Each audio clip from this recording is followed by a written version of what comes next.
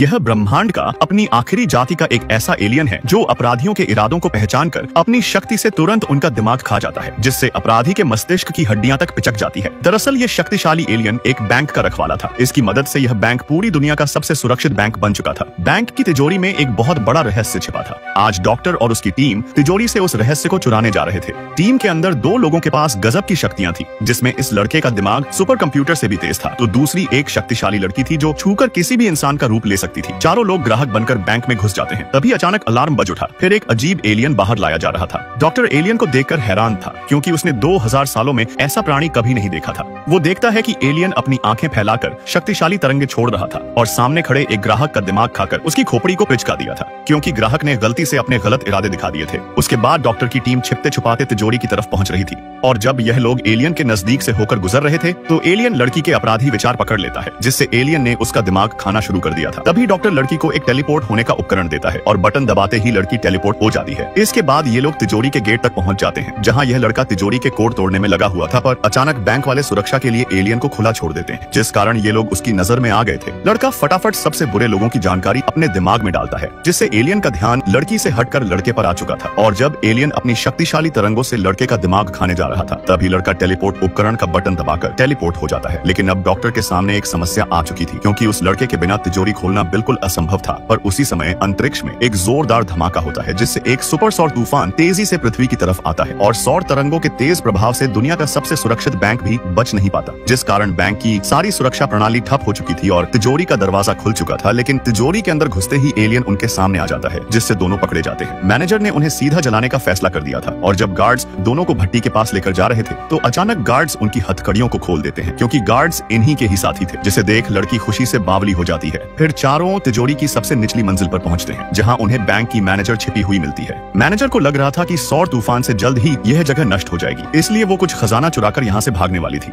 तभी डॉक्टर एक गुप्त दरवाजा खोलता है, जिसके अंदर एक और एलियन कैद था। दरअसल मैनेजर खजाने के लिए एलियन को अपहरण करके उसके साथी एलियन को मजबूर कर रही थी। इस प्रजाति के एलियन केवल यह दो ही बचे थे, इसलिए डॉक्टर एलियन को आजाद कर टाइम मशीन से दोनों एलियंस को वापस उनके ग्रह पर छोड़ देता है। स्कूल के कुछ हरामी लड़के दो बच्चों को तंग कर रहे थे। हरामी लड़का उनकी डॉल उठा लेता है, और तभी अचानक उसकी पेंट अपने आप खुल जाती है। लड़का डॉल को जमीन पर पटक कर पेंट को तुरंत ऊपर कर रहा था, पर तभी डॉल लड़के की पेंट फिर से उतार देती है। ये देख कल्लू भाई और मोटू हंसने लगे थे। हरामी लड़का अपनी पेंट को ऊपर ही नहीं कर पा रहा था, उसकी पेंट बीच में ही अटक चुकी थी, और जब डॉल हरामी लड़के की इज्जत सड़क पर उछाल रहा था, तभी कल्लू और मोटा भाई डॉल को ट्रॉली में डालकर साइकिल से भागने लगते हैं। लेकिन हरामी लड़कों की टोली भी साइकिल से उनका पीछा करने लगी थी। दोनों बच्चे तेजी से साइकिल दौड़ा रहे थे। तभी डॉल उठकर अपनी शक्ति से पानी का पाइप खींचता है और सड़क के सामने सीधा कर देता है, जिससे टकराकर तीनों हरामी लड़के नीचे गिर जाते हैं। ये देख कल्लू और मोटू हैरान थे। फिर जैसे ही हरामी लड़का खड़ा होता है, तभी डॉल अपनी शक्ति से उसकी पेंट दोबारा खोल देता है। उसके बाद घर लौटकर दोनों लड़के बहन को जादुई डॉल के बारे में सब कुछ बताते हैं। लेकिन बहन को केवल यही लग रहा था कि दोनों कोई कहानी सुना रहे हैं, जिसे सुनने के बाद बहन मोटू को कपड़े प्रेस करके समेटने का काम दे देती है। कमरे में आने के बाद डॉल अचानक बोलने लगी थी, जिसे देख मोटू डर जाता है और अपने दोस्त कल्लू भाई को तुरंत घर पर बुलाता है। पहले कल्लू को भी मोटे की बातों पर यकीन नहीं हो रहा था, लेकिन जैसे ही कठपुतली ने बोलना शुरू किया तो उसकी पेंट भी गीली हो जाती है। कठपुतली उसे अपने साथ रखने के लिए धन्यवाद बोलता है और बदले में उनके काम में मदद करने का वादा करता है। वो अपनी शक्तियों से कपड़े को समेट कर रख सकता था और बड़ी आसानी से उनके स्कूल का होमवर्क भी कर देता था। यहाँ तक कि कठपुतली अपने जादू से दूसरे डॉल में जान डालकर उनके बीच मुकाबला भी करवा सकता था। कठपुतली के लिए लगभग कुछ भी संभव नहीं था, पर भोले बच्चे कठपुतली के असली इरादों के बारे में नहीं जानते थे, क्योंकि यह एक शैतान डॉल थी। अगले दिन तीनों सोफे पर बैठकर गेम खेल रहे थे। तभी अचानक दरवाजा खुलते ही डॉल सोफे पर गिरकर नाटक करने लगती है, क्योंकि हॉल के अंदर मोटे की बहन आ गई थी। मोटे की बहन बहुत गुस्से में थी, क्योंकि उसने अपने प्रेमी को पार्टी में किसी और लड़की के साथ मौज करते हुए देख लिया था। बहन की सारी शिकायत डॉल सुन लेता है और बहन के लिए उसके प्रेमी से बदला लेने का फैसला कर लेता है। अगले दिन स्कूल में वो बहन के साथ बैग में चला गया था, जिसे देख बहन हैरान थी। फिर बहन डॉल को लॉकर में रख देती है। तभी अचानक पीछे से धोखेबाज प्रेमी वहाँ पर आ जाता है, जिसको देख बहन दुखी होकर वहाँ से चली जाती है। फिर जब सारे बच्चे क्लास में थे, तभी शैतान डॉल अपने काम को अंजाम देने के लिए लॉकर को खोल देता है।